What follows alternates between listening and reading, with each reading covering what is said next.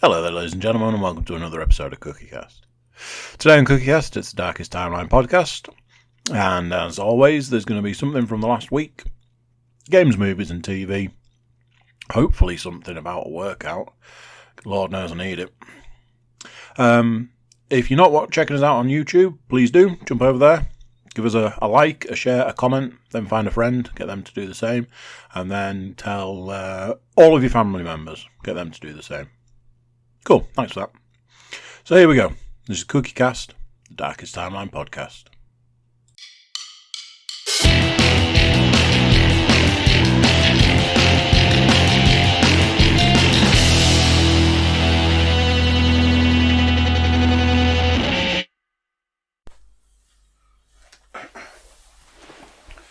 Right then.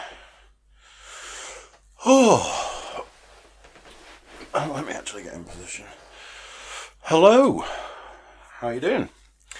I'm coming to you live from an undisclosed nuclear bunker in the desert somewhere.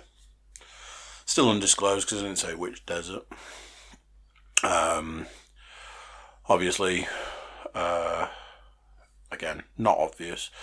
You'll get this a month after it's recorded, unless I do something about increasing the release schedule, which is a possibility, something I might have to do.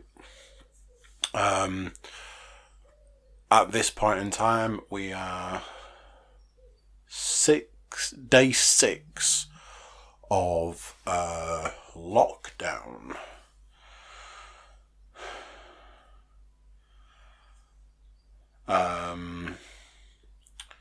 So yeah, 6 days ago. Was it today? Like a week. Who knows? Doesn't matter.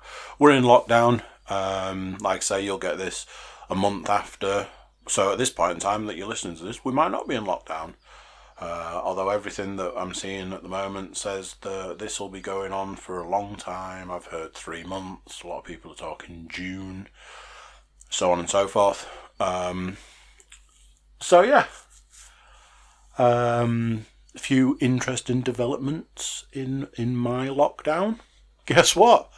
You're going to be hearing about those over the next, what I'm sure will be quite long podcast.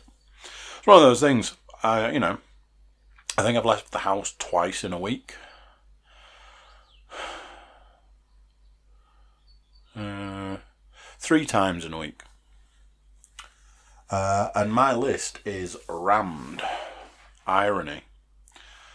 I have something on my list that I'm not going to talk about, but I'll tell you why I'm not going to talk about it, because I wrote it down and I have this whole bit in my head that I was going to talk about, and then ultimately thought about it and was like, no. I don't know. When you do something and then you think, why have I done that? I wrote something on my list. I've written it in the wrong place. I knew that I had written it in the wrong place. So, why did I do that? Why would I do that? And ultimately, why would I not correct it? Because I'm an idiot. So, even though we're in lockdown, obviously there are reasons that you can leave the house. Typically, the baby had a birthday, and that meant that she ticked over into a different age, and that meant that she needed some injections. Contacted the doctor, was like, baby needs some injections, what you got? And they were like, we'll get back to you. They did that, and they were like, see you in an hour. It's like, okay. Hour later, took the baby, went to get the injections done. So I was going to have this rant about small car parks. And the rant wasn't as such about small car parks, it was a rant about other people's usage of small car parks. However, due to feedback, it's probably not worth it. So yeah, I wrote down to have a rant about small car parks and people's usage of small car parks. I am now not going to talk about it. So, I listen to feedback. I've had too much sleep last night.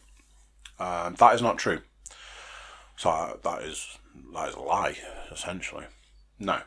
I didn't have enough sleep last night, but at this point in time I've had too much sleep. And that's not like I've been napping during the day or anything. It's because for whatever reason, obviously you've got to make the best of a situation and whatever. I kind of had a lie-in. When you're a parent, a lie-in can be like, I normally get up at 7 and today I got up at past. That sort of thing. I am not sleeping well. For various reasons. As I'm sure I might have mentioned last week. Last week's podcast was a tough one. I'm sure you can agree with that. I felt really bad after I'd recorded it. I was like, oh man, that podcast was really depressing. An hour and change of me going, I'm just in a really dark place right now. No surprises, nothing really changed there. However, I suppose it's probably more of a bigger picture kind of thing. Bigger picture being there's a lot of stuff going on. Not just my shit. Did I? Now then. Saying about writing stuff on the list. Wow. I'd left the list scrolled. So, 40 something episodes ago, 45 maybe more. I can't think what the numbers are. I named this podcast the Darkest Timeline Podcast. And in episode 1 I explained what that was all about. How, there's this theory that there are various different versions and, small changes and unlimited universes and so on and so forth.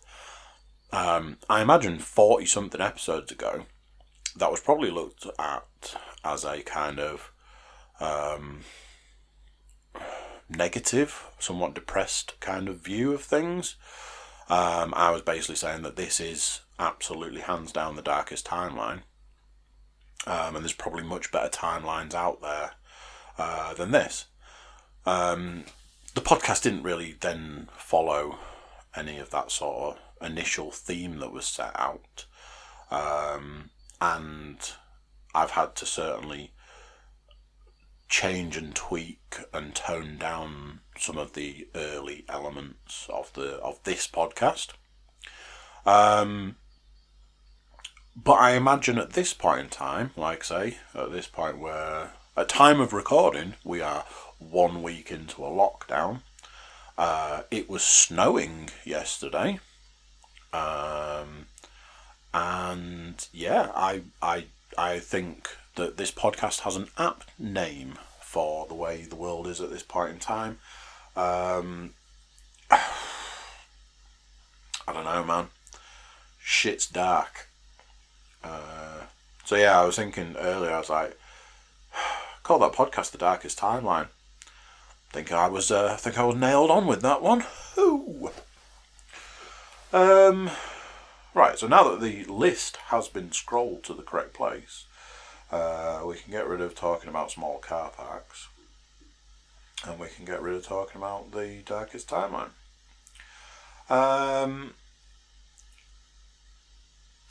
Few things. I've got this thing that I need to talk about, and I don't know where to put it. So I might have to, monkey around with that. Some of the things, like shopping and stuff. So, this is talking about the lockdown. Shopping has got to be the essentials. Everybody knows this at this point in time. I don't know what it looks like further down the line. Cold coffee is probably not an essential. That's a statement. I don't know how true that is. Let me explain. Good while ago, now then, I have a strange feeling that I might at some point have done a podcast about cold coffee. That's interesting. Some strange thing in the back of my head that isn't the headache that's trying to kill me, which actually is not a headache. It started as a backache in my lower back and is a headache 4 days later. I'll come to that in a bit. I am all over the map. I am drinking cold coffee. A long time ago I discovered these Starbucks little cold coffees. They were new, they were £1, they were there was a caramel macchiato. Now I was very, at a certain point in time I was very, coffee should be pure, it should be pure, it should be black, it should be hot, it should be pure, and then you should add frothy milk to it, caramel syrup, make it nice and big and hot. I mean, it doesn't need to be hot because then you can't drink it, so like warm, so you can then drink it. And I mean, if you have got a biscuit, I'll take a biscuit to dunk in it, but coffee's got to be pure. Yeah. A coffee was a hot cup of coffee. So cold coffee was like the enemy, I guess. And I really couldn't understand the concept was cold coffee. Not really sure how it sort of came about, but it was, Starbucks are selling these, you buy them in supermarkets, they're £1, anything cheap, I'm already all over it. So I was a bit like, okay, let's give these guys a go. Let's try the cold coffee. I paid my £1, got my cold coffee, and yeah, it was good. It was real good. For £1, got a little bit into them. And as with anything like that, the moment they put the price up, I was like, and I'm done. Anything like that, a company launching a new product, like any good drug dealer, they give you the first one for free. That's not true. They give you the first one for cheap, and then they jack the price and hope that you're kind of hooked or you believe in the product or whatever, that you'll pay the extra. That is not the case for me. I value things as I see them. To me, £1 was a perfectly reasonable price to pay. Any more than that, I wasn't interested. And then you sort of go on and you find Asda do their own, and it's cheaper and it's bigger and it's just as good. Morrison's do their own, and it's cheaper and bigger and just as good. And because of that, that means you can buy more of them, and you buy them, you buy them, and you buy them. You drink them, and you drink them, and you drink them. So I've got a bit of a taste for the cold coffee. I still drink hot cups of coffee, so that's the thing. So I'm kind of like in the camp of these cold coffees are not essential. If you bring one to my house, I will drink that bad boy. But like I say, I'm kind of doing it's not an essential. So then I started looking up recipes on the internet, and it was like, you can make So there's a difference. So like an iced coffee and a cold press, I believe, is the difference. Don't quote me, because I know nothing. One wanted me to do various things with a coarse ground coffee bean, and you stew it, and it does all of these wonderful things, and all of this. There's been all these recommendations about making coffee ice cubes, because you've got to put ice in when you're making it at home. So make a coffee ice cube so that the ice doesn't dilute the drink that you're drinking, so on and so forth. So last Friday, I was like, I've been reading all these recipes, I've been looking it up. I found one that looked relatively simple. I'm like, you know something, I'm going to give it a try. The worst that is going to happen is I'm going to try it and go, that's horrible.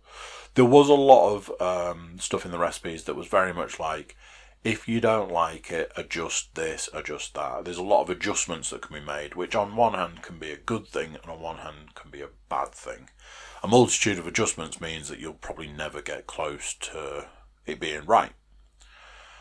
So, I'm going to tell you how I made it. And you too could make cold coffee at home. So, the way I've been doing it, I've been getting a jug. Medium size jug, put 3 spoons of coffee in the bottom, put 3 spoons of sugar, because I like just like a little bit of sugar to take the edge off of coffee. For a long time I was drinking it without, and I can still do it now. I can still drink a coffee without sugar. I just choose to have a little bit of sugar, half a spoon, whatever. I know that I need to cut that sugar out, because that's additional sugar I don't need, but for now, as far as vices go, I think we'll live with it for now. Unfortunately, there is a part of this recipe that goes against what I've just said, but we'll try and ignore it. Boil the kettle, fill the jug, and that's that. What I generally do is leave it on the side, put a plate over the top, but allow enough space for the steam to be able to escape. That's more to do with I don't want any stupid cat hairs in my coffee. So, once it's cooled down, and we're talking hours, because you want it to be cold, and it's a big jug of boiling hot liquid. So what I'm trying to do is make it as early as I can in the day so that it's available for later in the day. Realistically, I should make it the night before, because you want it cold. Once you've done that, the rest is I've been getting a pint glass. So if you can hear, I'll bring this round. Might be able to hear that. I'll have a little bit while I'm here, actually. God damn, I said god damn. So I've been getting a pint glass. Yes, I am very much aware a pint of coffee is probably not a genius idea, but hey. Throw a load of ice in the bottom. Now this is where realistically you should be using your coffee ice cubes. I'm not, because there is no room in my freezer to make coffee ice cubes. If there was, I would have done it by now. Throw a load of ice in the bottom. Because I want it to be a caramel coffee, caramel cold coffee, I am adding caramel syrup. This is the bit that we're going to ignore, because like I was saying before, I've added sugar to the coffee. There's method in the madness. That method is I want this to be nice. So, caramel flavour and sugar. Yeah, I know, I get it. I will adjust it further down the line. Let me have this for just now. Just let me have this. So yeah, ice in the bottom of the glass. Caramel syrup in. Pour the coffee in. I've also been having milk with it, because obviously all the ones you buy have got like milk. So I've been nearly filling the pint glass and then a splash of milk. Get a nice long spoon, give that whole thing a stir, and that's that. Enjoy it over the next hour or so. Absolutely delicious.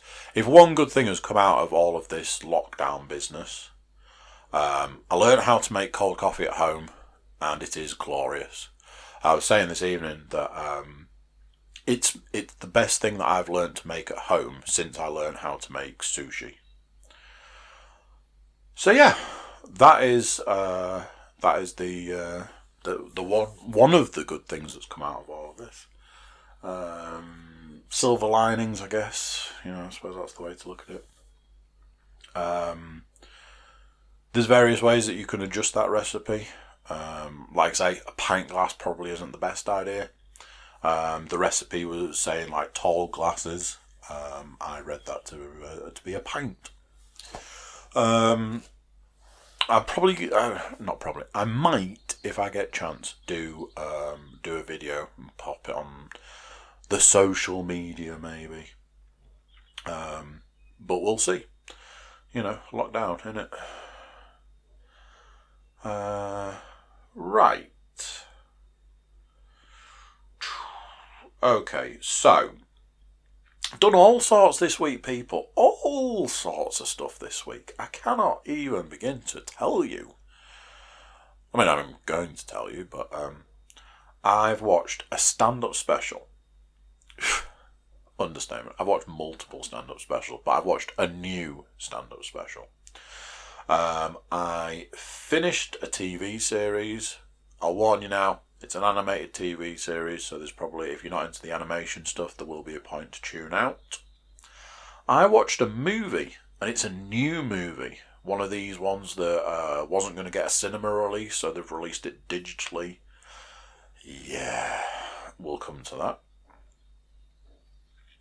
I've played multiple games.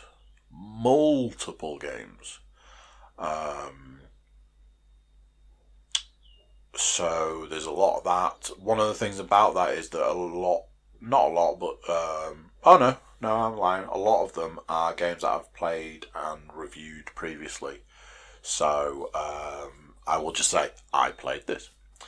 We've got some VR stuff and how we get around the fact that the gym is closed. So where do you want to start? I know you can't answer. I'm just kidding. And there's that as well. Yeah, we need to talk about that. Let's talk about the stand-up special, because it's a big thing. Obviously, you were aware that I was super excited for Bert's latest stand-up special. It was the tour that I'd not been able to see him on. However, I was quite interested to watch Tom Segoya's new stand-up special, because I did see him on that tour and I reviewed it, and I didn't review it very well. I didn't review it very highly. So I was intrigued to see what his special would be like, because his specials are particularly good. I did imagine that there would be X amount of editing involved, because it just felt unfinished. So Tom's special released on Tuesday. I think I might have sat down to watch it on Tuesday. And like I say, I was more intrigued than sitting down to watch it and go, oh man, I can't believe it's Tom's new special. I've been so excited about this.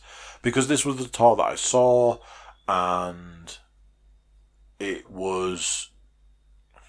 I don't know how to... I mean, obviously I reviewed it. It was just not the best experience. So I sat down, I watched Tom's special, and I'd had a conversation before watching it saying, what part of me wanted to sit down and watch it and go, do you know something? When I saw this live, it was more like other things were the issue. It wasn't the stand-up that was the issue, and I really enjoyed watching the special. That's what I wanted to see. What I didn't want to see was me going, yeah, I saw that tour and it wasn't great, and I watched the special and it wasn't great. So I watched it, and my review of Tom Segovia's new special, which is Ball Hog, which, I mean, as a name, yes, it's glorious. Absolutely fantastic. Now I know what you're thinking. I know what you're saying. How? If you saw it live, how is the special so much better? Here's what I realised. You need to be able to see him. You need to be able to see his face. You need to be able to see his facial expressions. There is a big percentage of what he does, comedy-wise, that is through his face. He's very expressive with his face, the way he stands, and all that sort of stuff that you can imagine by a performer, which is weird because they must perform in some massive venues, like the one that I saw him in. He was a dot on a stage when I saw him, and it turns out that is the biggest reason why it wasn't as enjoyable as it should have been. Because I couldn't see him. You know, there are aspects of stand-up that you can listen to. I listen to stand-up and have listened to stand-up for years. And there are things that land and there are things that don't. Things that you physically need to see. One of the things that I have often struggled with is listening, for years, is listening to Hollywood Babylon. Because there are visual elements to Hollywood Babylon that you just cannot get on a podcast. So it's difficult, but you make do. Tom's new special is absolutely fantastic. I watched Bert's new special twice in 2 days, and then I think I watched it again further into the week. Tom's new special I think I'd watched 3 times. I think I watched it every day for 3 days. Me and Leanne are currently in the process of watching it. She wanted to do it in 2 parts. She's very busy now because she's got her own podcast, you know. So she could only fit half in and then a half on another day. So that's the way that we're doing that. I have watched all of Tom's stand-up specials back to back over the last few days, and now I'm back at the point where I should be watching the new one. It's fantastic. It's really good. It's just really good. It made me feel sad that having seen it live, I didn't get from it what I should have done. It's great. It is really good. It's really, really good. I want to get a T-shirt. Tom does a lot of merchandise, and there's a T-shirt available through your mum's house. And it just says "Do the Yelps." I want that T-shirt. So yeah, that's that. The difference between live and the special. If you've not seen it, check it out. I heartily recommend it. It's very good. I watched. Oh, this is the animated TV series bit. If you're not into animated TV series, if you're not into animation or things of those ilks, skip forward about 3 minutes. I'm going to estimate. I will give you the opportunity to do that now. 2, 1, go. I watched Castlevania Season 3. Not technically. I actually watched the last episode of Series 2 because I'd never watched it, and then I watched Series 3. Series 3 has had very, very good reviews, and I saw in the last week that they have already greenlit a Series 4.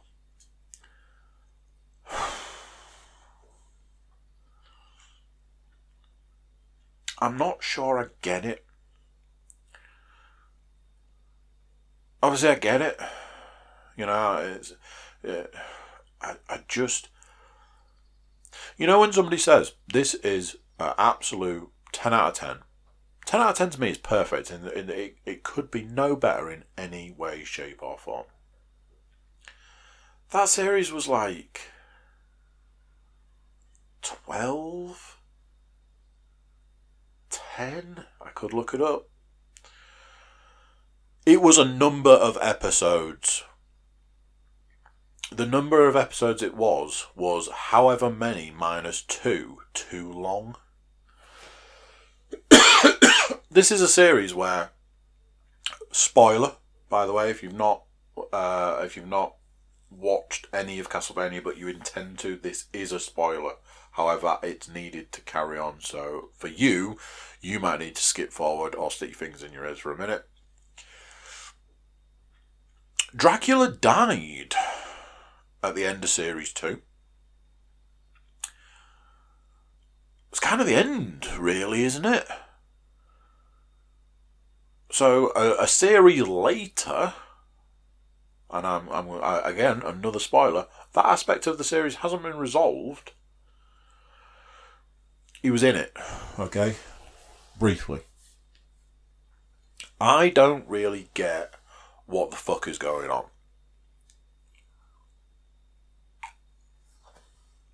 I enjoyed the first series.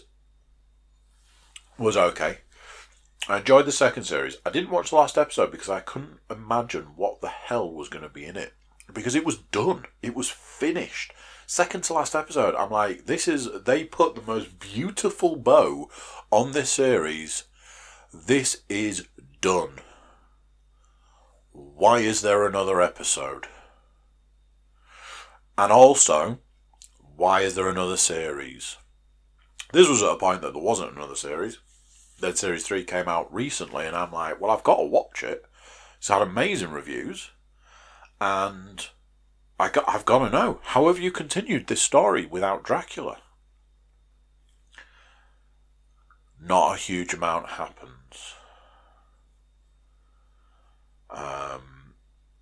You get animation where it's just like the action. And then you get animation that's like action and talking. And then you get animation that forgot about action and just did talking. There's a lot of... They forgot about the action and they just did the talking in that series. The last 2 episodes, shitloads happens. It's like everything converged on the last 2 episodes and you kind of feel like they could have spread it out a bit. But the last 2 episodes are proper head scratchers. My point is, if they'd have spread it out a bit more, it wouldn't have been so confusing when the shit hits the fan in the last 2 episodes. And then you're just left at the end going, what the fuck?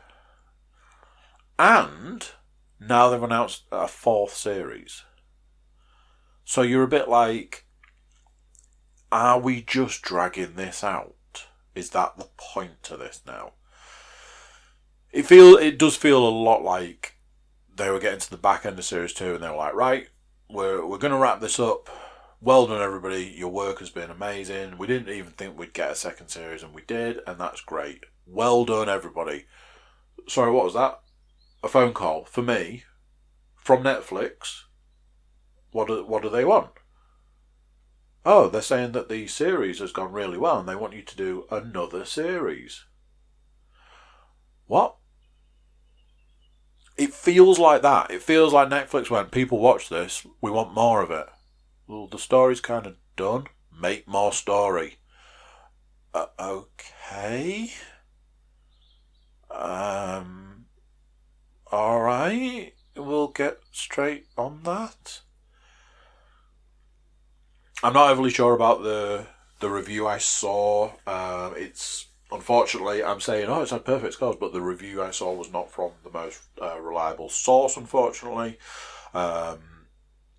I'm now starting to think that I've looked at the wrong review source to take the information from. Last 2 episodes, interesting. A lot of stuff happened. Not necessarily for the better. It's one of those. Once Series 4 comes out, I'll probably end up watching that. Begrudgingly. Yeah, it's a bit of a higgledy-piggledy mess. That's just my opinion. I think other people get other things from it and think it's a lot better than I do.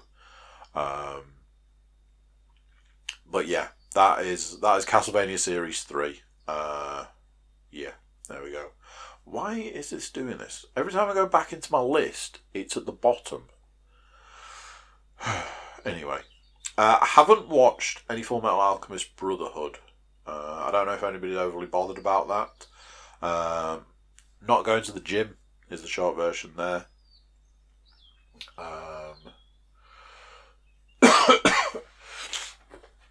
So yeah. I watched a movie.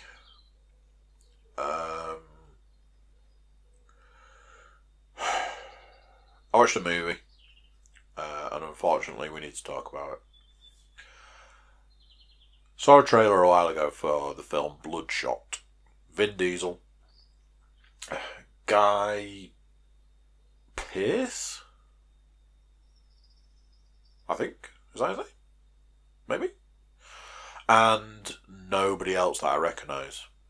I didn't really know that at the time, but it kind of, that's the thing. Based on a comic book, so already I was invested slightly. One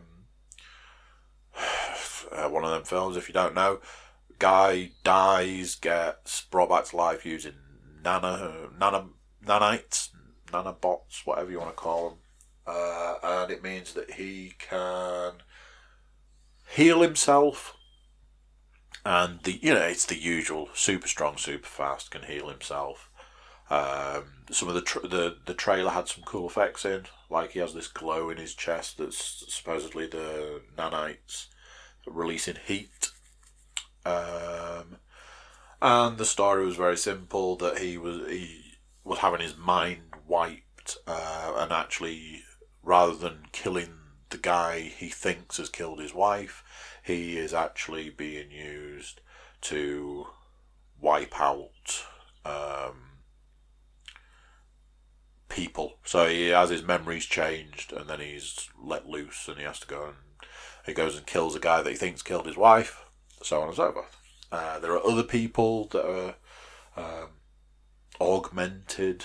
There's a guy that's got mechanical legs, but the bit in the trailer shows that he has like these mechanical arms. There's a guy that's lost his eyesight, but then he's got like a vest on that's got cameras in that are wired into his brain so he can still see. There's a woman who can breathe underwater, I'm guessing, although that wasn't how it was said. It was said that she wasn't affected by any aerosol, so like gas and stuff like that. And Guy Pearce had a mechanical arm, and that's basically that. So then I saw a thing saying that because it wasn't being released in the cinema, they were releasing it to like on demand. And I saw that you could get a 4K version for £14, and then you can just watch it at home. So I was like, okay. Looked at some reviews. The first review gave it 1 star, and the person then went on to write 10,000 words about why it was a bad film. A couple of reviews after that reviewed it as a 4 star and a 5 star, both of them making comments about the person who'd given it 1 star. A lot of it was, it's an action film. The idea is to switch off and just enjoy it, which I'm very much all about. I love a mindless action film. I absolutely love a mindless action movie. Some of my favourite films, I've said this before, some of my favourite films are films that I know are shit films. I imagine that somebody else would go, that's a shit film, and I'd be like, yeah, probably, but I love it. I think there's just a part of me that just likes the ability to be able to turn off. Which is also why I'm so offended when a mindless action film isn't that 600 grand. So, I'd seen another review, and this was something that I was like, I don't know what this means. A review that said, I bet this film has got a lot of voiceover. And I was like, what does this mean? It's not animated or anything, and why would it have voiceover? Then I'd seen somebody sort of asking a question, why would it be that way? And somebody saying that it had been rushed out and all this. So, when I saw that it was available to buy, I'm like, do you know something? It's just, I've just been paid. It's not often that I do buy stuff for myself. Really, yeah.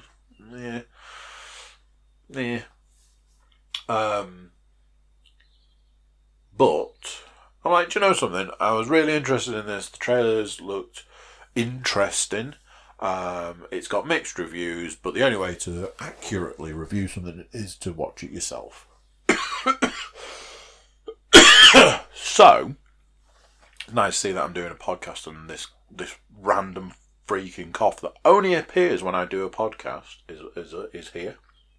A little cold coffee, so sort of lovely. Short version is, I bought it, and then I think it was Saturday, and I was like, you know something, there's nothing I love more than sitting down on a Saturday night with a movie. And that's what I did. I sat down, Saturday night movie. Well, my review of this film is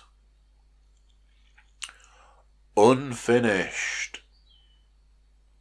It's a mindless action film without the action, because apparently I can only presume that the film just wasn't finished, and somebody somewhere along the line has gone, we can edit this so that it's a serviceable film, get it released to VOD, and get some money back from the money that we spent on it, because otherwise we're never going to see a penny of the money we spent, and ultimately this film will be a complete and utter flop. And that's basically what they've done. When the person said, I bet there's a load of voiceover in this, I now know what that meant. What that means is, they obviously didn't have the footage for all of the film, so you've got people, like characters, actors, whatever, talking off screen. So those lines have just been, have been recorded voice-wise and then put into the film. There's a section in the film where there clearly should be an action scene. So it's like, oh, there would be this huge action scene at this point in time. It'd be he can do all this stuff, and, you know, he gets shot but he heals and all of that. That's what we're going to have here. But we never filmed it. But it's part of the story. So, instead of having that, we're going to have like a satellite view. We're also then going to put it into what I'm sure everybody would understand when I say predator vision, so that we can't tell that it's clearly not Vin Diesel doing the action scenes, of which there is no action. And then we'll just cut it to when all the action's finished and he's walking through the house. How about that? Oh yeah, that works real well. No, it doesn't. You've taken the action out of an action movie. There's a really good scene in it. There's a really good section in the film that's filmed in a tunnel, and it's a huge sort of action scene. But it is literally one of the two big action scenes that's in that film. my review is it is an unfinished movie. It's just a mess. They shouldn't have bothered. And I don't mean they shouldn't have bothered making it. They shouldn't have bothered releasing it the way it is. They should have put it on a shelf, waited till all of this blows over, filmed the scenes that they needed, and then released it. They made the wrong choice.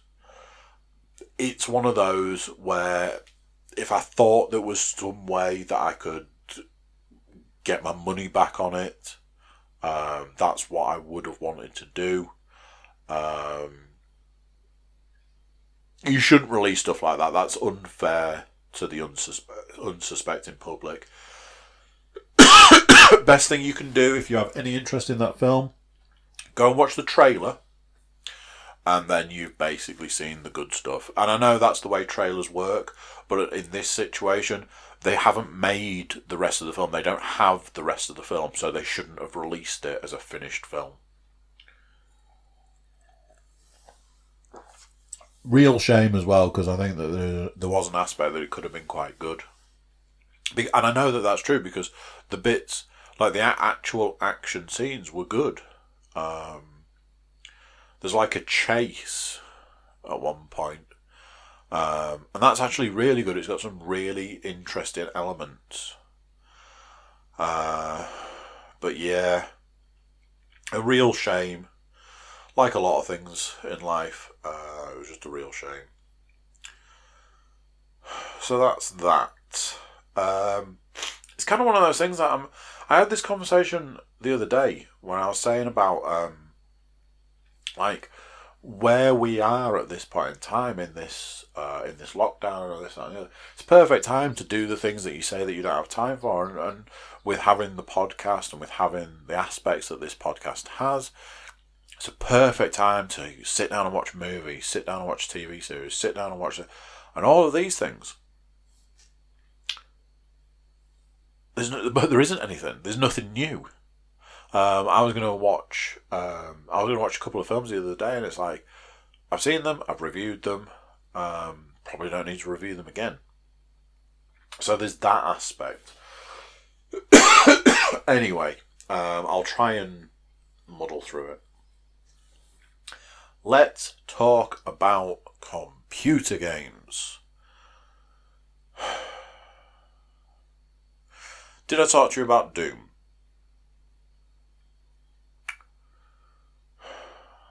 When did Doom come out?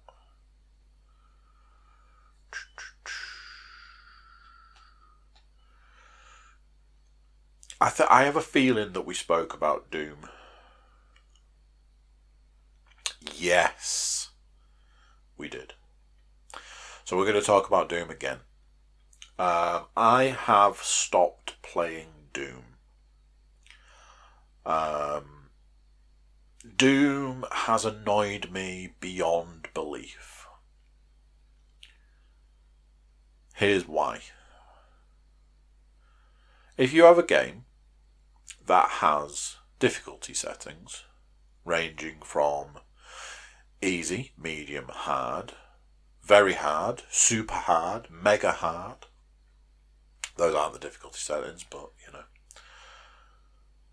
For the multitude of difficulty settings that you have, that's a big range. That's a massive range. So, easy should be really easy. Medium should be a little bit more difficult than easy. The kind of difficulty where somebody who has played and finished the game on easy comfortably could probably play medium, and with a little bit of backwards and forwards probably complete it. Hard should be hard, the clue's in the name. Very hard should be very hard, and that is the way that your difficulty structure should work. I don't feel like I'm on my own when I say that's how it should be. If you have quite a broad difficulty spectrum, it allows for the possibility that easy is easy and hard is hard. And that's where your players can play.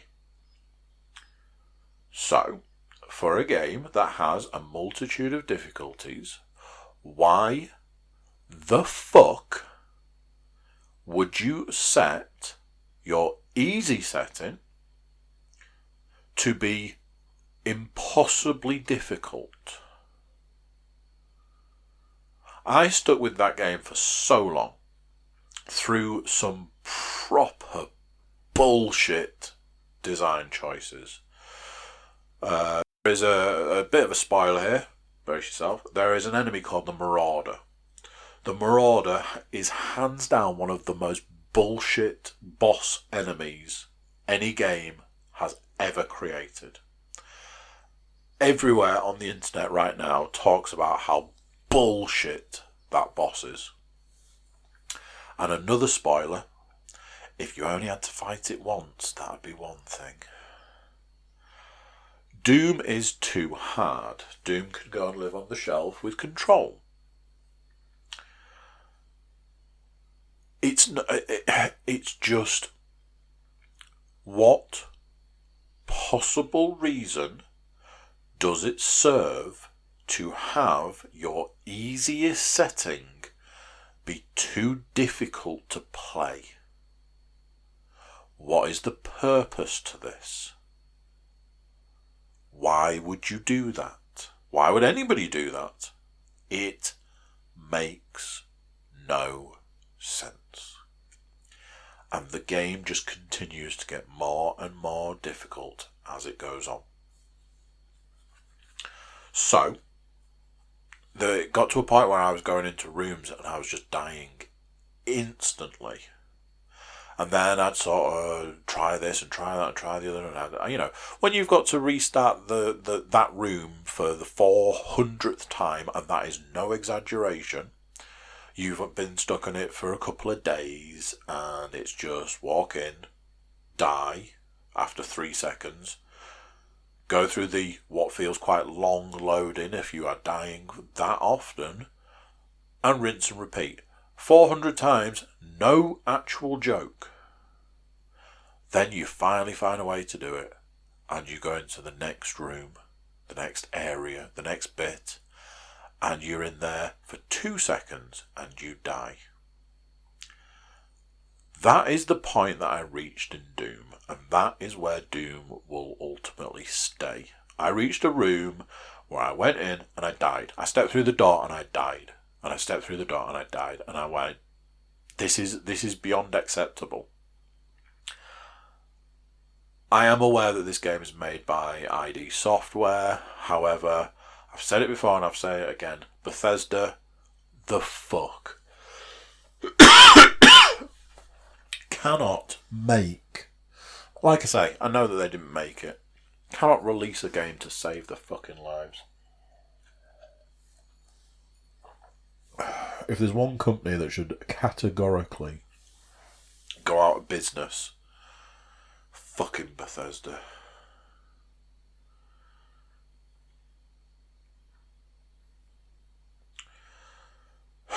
Again, I feel like I need to reiterate, I understand that Bethesda didn't make that game, but it just strikes me as a very obscure thing that anything that has Bethesda's name, even close to it, even in the vicinity of it, is absolute garbage. For different reasons. Do we need to go back and discuss what was that bullshit game? Rage 2. Do we need to go and talk about that? Fuck me, that was terrible. When was the last game that had Bethesda's name attached to it released that was any good? Was it Skyrim? Because that was a long ass time ago. Was playing Sniper 4 before Doom, and it's a weird one. I got to a point where I kind of felt like I needed a break from it. Again, it's a game that its difficulty has crept up. I'm not saying that's a bad thing.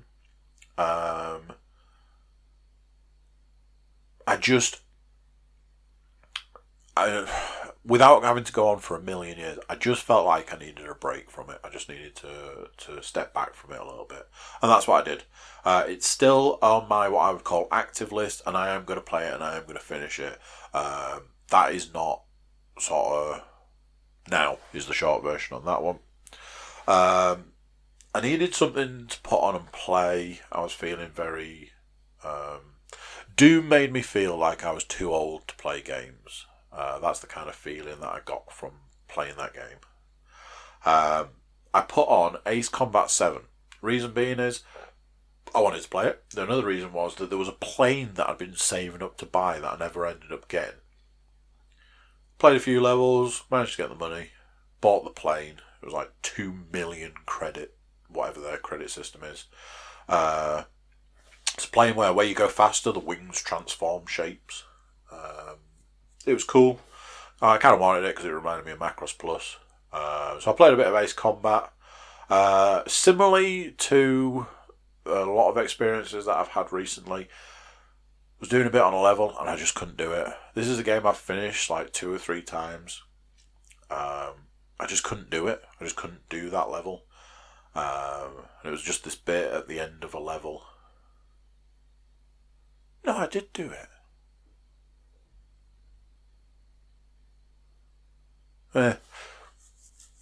I stopped playing it, is the short version. What I then started playing was Assassin's Creed Black Flag. Probably don't need to review that game. However, there is a theme running through all of these at the moment. And that theme is that I reached a level on Assassin's Creed Black Flag, a game I have played and finished multiple times, and I couldn't do it.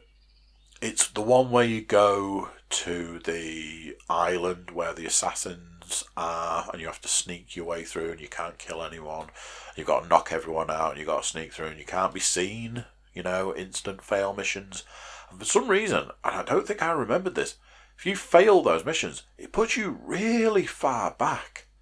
And I was just doing it and doing it and doing it and doing it and failing and failing and failing, and it kept putting me really far back. And then I'd get a bit further. I'm like, cool, I got further. Then I'd get spotted and it put me back to where I was previously. And it got to the point I was like, you know what? Fuck this. I've played this game and I've finished it before, and you're annoying the shit out of me, so you can fuck off. At this point in time, I'm like, games can fucking do one. However, being in the middle of a lockdown, I say the middle, probably not the middle. Being in a lockdown, now is not the time to fall out with computer games. So, I'm like, I need something. I need a game that I know I can put on, I can play, I can thoroughly enjoy, like really enjoy, and get my mojo back. So I'm looking, and I've got a couple of games here. I've got Greedfall to go back to. Is that the game that's going to do it? Is it going to be one of those that I'm going to put it on and I'm not going to enjoy it, and that's going to make me not want to play games more than I am now? Is that the right move? There was something else. Oh, Madden. Is now the time to play Madden? I need something. I need sorbet, is basically what I'm saying. I need sorbet. I got my sorbet, ladies and gents. At this point in time, not now. I mean, my current active console computer game is 2019 Game of the Year, Star Wars Jedi Fallen Order. That game is a fucking masterpiece. G-Bus. It's such a good game. It is such a good game. And it is exactly what I needed right now. To get me back in the zone, to get me back. I've done, in a way I've done quite a bit. Sure, I think I've done like 2 or 3 planets. But now I think about it, force power wise, I probably haven't done all that much, because I think I've only got the one you start with, and another force power, so maybe I haven't done all that much. I am about to head to a new planet, so, you know, with all of that comes all the new things that new planets bring, so who knows what we'll get on the next planet.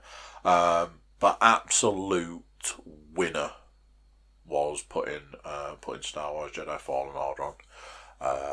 So yeah, it's one of those, I can't review it for you. I can't tell you, you know, I can't go, oh, in a few weeks, or in a couple of weeks, I'll have finished it and I can review it for you. I'm pretty sure I've reviewed that game probably to death at this point now. What I can say is, though, they released the pre-order content free. So I spent a little while running around with an orange lightsaber and like a couple of different things, hilts and stuff for the lightsaber. That was kind of cool. So yeah. I have played VR. However,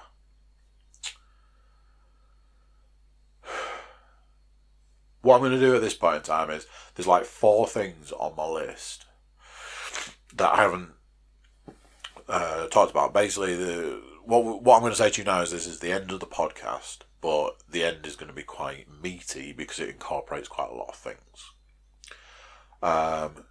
It incorporates the fact that the gym is closed, that I have played VR, but for a purpose. Something interesting that happened today, and sort of kind of like a lockdown goal, that sort of thing. So, the lockdown happened. Previous to that, obviously, the gyms had closed, much to my dismay. So, I think I'd mentioned that I'd done the boxing stuff on the VR. I've kept that going. I've kept my rest days. I'm using my rest days as either a ever so slightly higher calorie day and a cheat day. I remember previously that was the system that kind of worked for me, so I've put that back into place. So Leanne had spent a little bit of time over a couple of days clearing up sorting out and clearing the garage, which was ultimately around sorting out. For a long time, I've had a gym at home.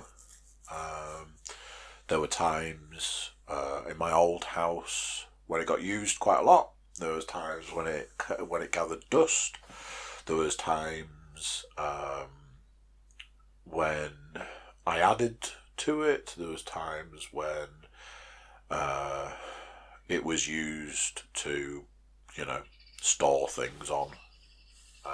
And that's been sort of the various range. In this house, it was very much a case of that home gym needs to be a thing. And it was. There was a point where Thomas Quinn and Paul Williams came, and we all used the home gym. Got a workout in. It was super homoerotic. I'm pretty sure there was some baby oil involved. And what came off the back of it was that it gained a name. The name it gained was the Armory.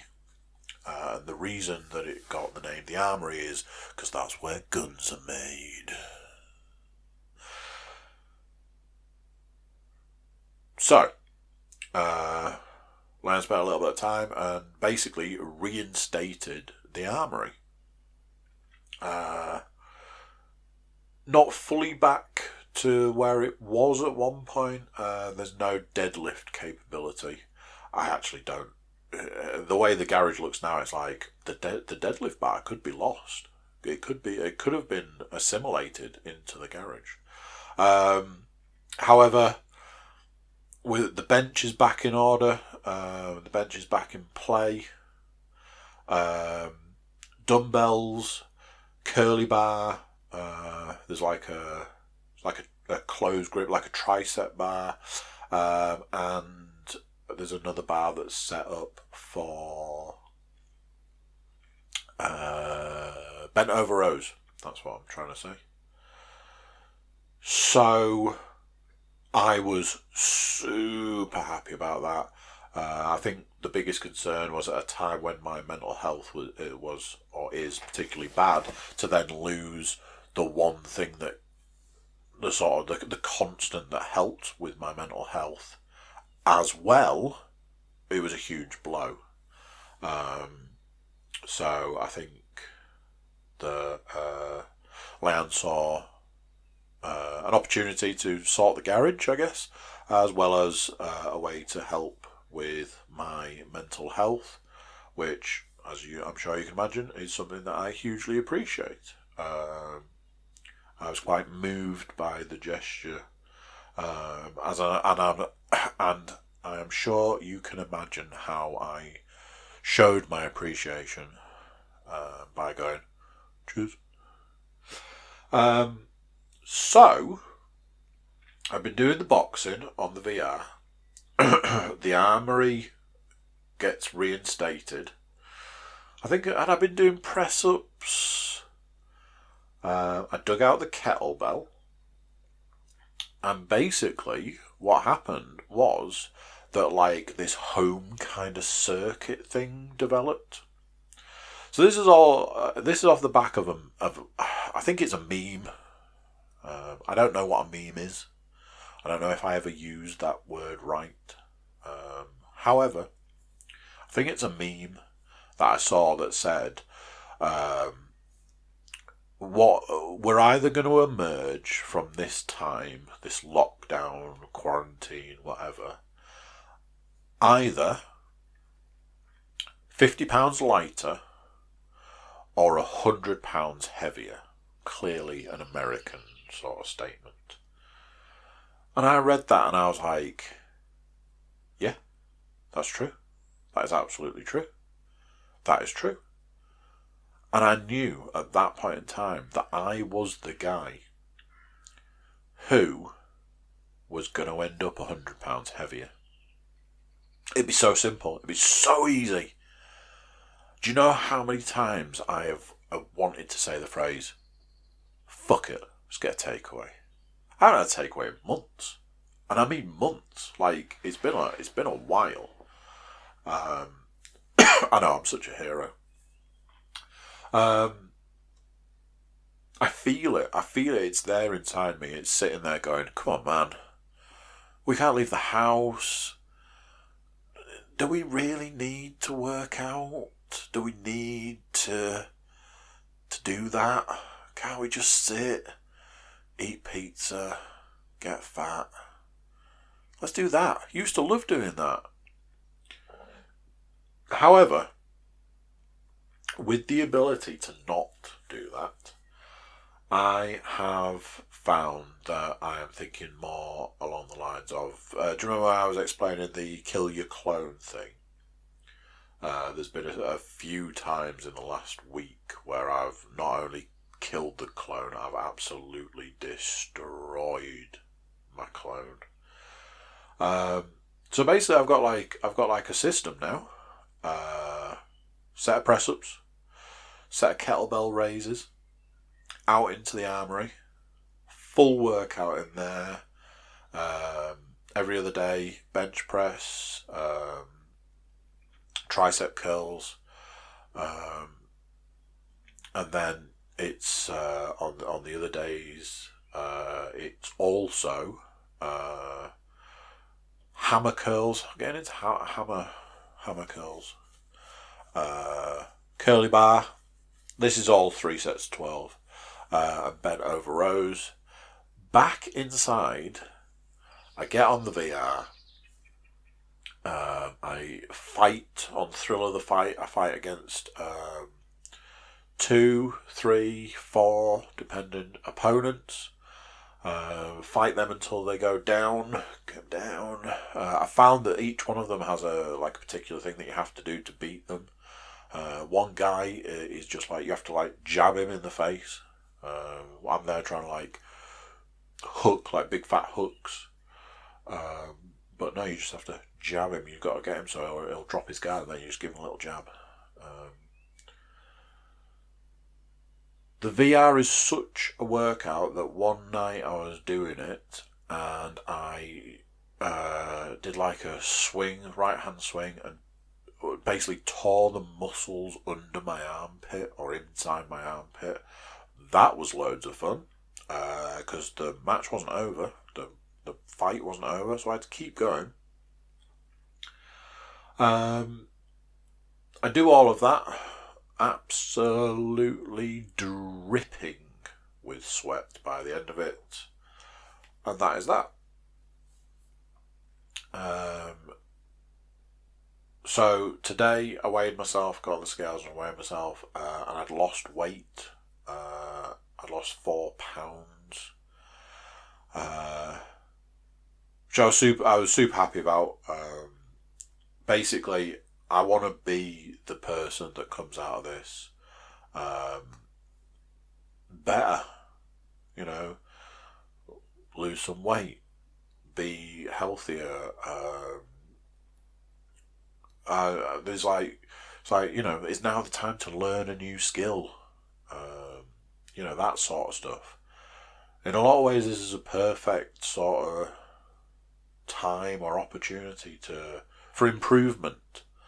And I want to take that chance and that opportunity for improvement. So that's my goal. I've set that as my lockdown goal. Improvement. Whatever it is, kill your clone. Doesn't have to be big steps, just has to be something. Whatever it is, you just have to be better than you were 24 hours ago. That's the goal. Kill the clone. So, that's the end of the podcast. I'm going to stop this podcast. I'm going to get changed. I'm going to go down. Press-ups, kettlebells, armory, VR, have some tea, play computer games. Actually, that's not true. I've got something else to do. I ordered something the other day and it turned up today. That is absolutely something for another episode, though. So I don't know if the microphone will be picking up the noises that my stomach is making. I think the tea part of things is probably quite necessary. So yeah, there we go. This is the end of the podcast. This is me from lockdown saying thanks for tuning in. Yeah, there we go. Another podcast, another week, another all of that stuff. Take care of yourselves. Stay indoors if that's still a thing by the time you hear this. And I will talk to you next week. Bye-bye.